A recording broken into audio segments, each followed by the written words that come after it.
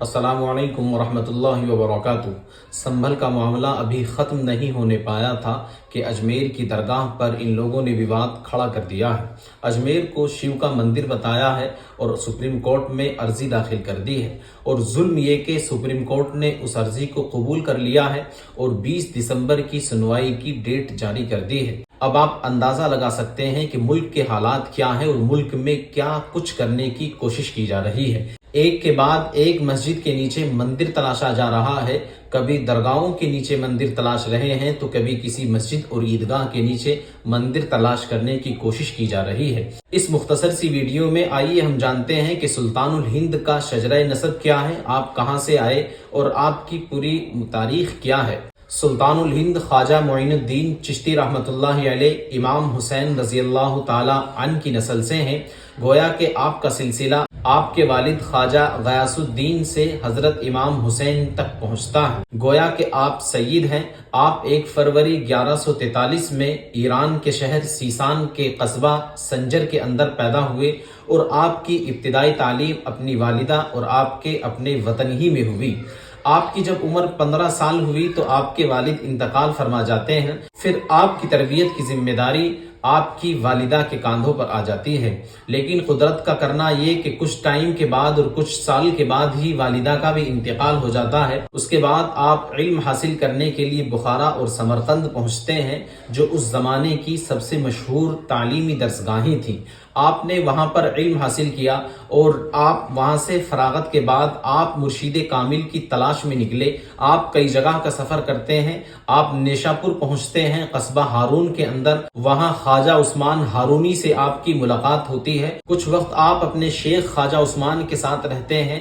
आपके शेख आपको खिलाफत से नवाजते हैं। उसके बाद आप मुख्तलिफ मुल्कों का सफर करते हैं। इराक पहुंचते हैं, अफगानिस्तान पहुंचते हैं, मुल्क शाम पहुंचते हैं और पड़ोसी मुल्क पाकिस्तान के लाहौर में आते हैं। वहां ख्वाजा की दरगाह पर पहुंचकर आप चिल्ला कशी करते हैं। आपने लाहौर के अंदर ख्वाजा दाता गंज बख्श रहमतुल्लाहि अलैह के मज़ार पर 1 महीने तक एहतिकाफ किया। आप चिल्ला कशी के बाद अपने मुरीदीन और आशिकीन के साथ हिंदुस्तान का सफर करते हैं और हिंदुस्तान में आप दिल्ली पहुंचते हैं। दिल्ली में आप सुल्तान के किले के सामने कुछ वक्त तक रहते हैं। वहां लोगों के सामने आप इस्लाम को पेश करते हैं और आपकी बातों को सुनकर बहुत से लोग ईमान लेकर आ जाते हैं। आप कुछ टाइम ही दिल्ली के अंदर रहते हैं। उसके बाद आपको कूच करना था अजमेर के लिए, तो आप अजमेर के लिए कूच करते हैं।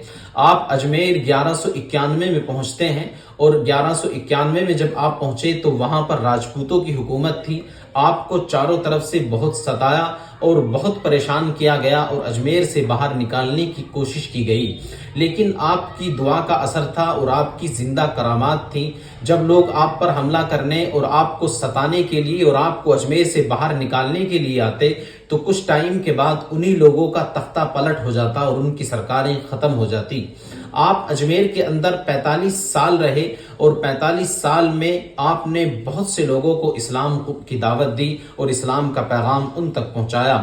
आपकी सारी जिंदगी के अंदर बुजुर्गों ने लिखा है 90 लाख लोगों ने आपके हाथ पर इस्लाम कबूल किया और आप जिधर जाते थे बैतो इरशाद का सिलसिला शुरू हो जाता था। लोग आपके नूरानी चेहरे को देखकर इस्लाम कबूल कर लिया करते थे। आप जिस रास्ते से गुजरते, जिस मुल्क का सफर करते, रास्ते में आपके साथ हजारों लोग हुआ करते थे और जहां आपकी मजलिस लगती आप खाने के लिए या वुजू और नमाज के लिए रुका करते थे।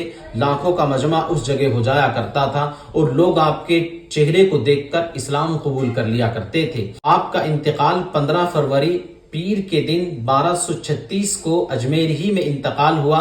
गोया कि आपने 93 साल की उम्र पाई। ऐसे अफ्ताब और ऐसे बुजुर्गान दीन और सुल्तानुल हिंद जिनकी पूरी जिंदगी बैतो इरशाद और अमन और शांति से भरी हुई है, जिन्होंने अमन का और शांति का पैगाम अपनी सारी जिंदगी दिया, आज उन्हीं के आस्ताने को, आज उनके मजार को और उनकी आराम गाह को शिव का मंदिर बताया जा रहा है और वहां पर झगड़ा फसाद कराने की कोशिश की जा रही है।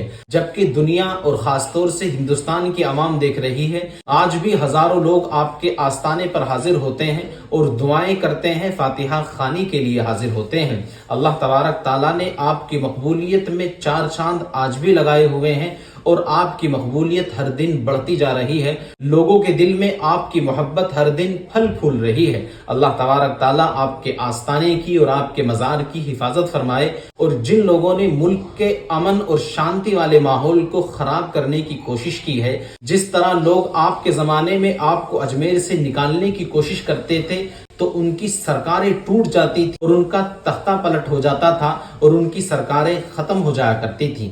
آج بھی دیکھ لینا انشاءاللہ، جو لوگ آپ کے آستانے کو گرانے کی کوشش کر رہے ہیں، مندر میں تبدیل کرنے کی کوشش کر رہے ہیں، جس طرح آپ کی حیات میں ان لوگوں کو شکست ہوئی، آپ کے زمانے کے دشمنوں کو، اور آپ کے مرنے کے بعد جو لوگ آپ کے آستانے کے خلاف سازش کر رہے ہیں، اسی طرح سے ان کو شکست ہوگی، ان کی سرکاریں ٹوٹیں گی، وہ اس دنیا سے فنا ہوں گے، آپ کا نام رہے گا، آپ کے پروردگار کا نام رہے گا۔ اللہ تبارک تعالیٰ اس آستانے کی حفاظت فرمائے اور ان بزرگوں کے صدقے سے ہمارے ملک کی حفاظت فرمائے۔ جزاک اللہ۔ السلام علیکم ورحمۃ اللہ وبرکاتہ۔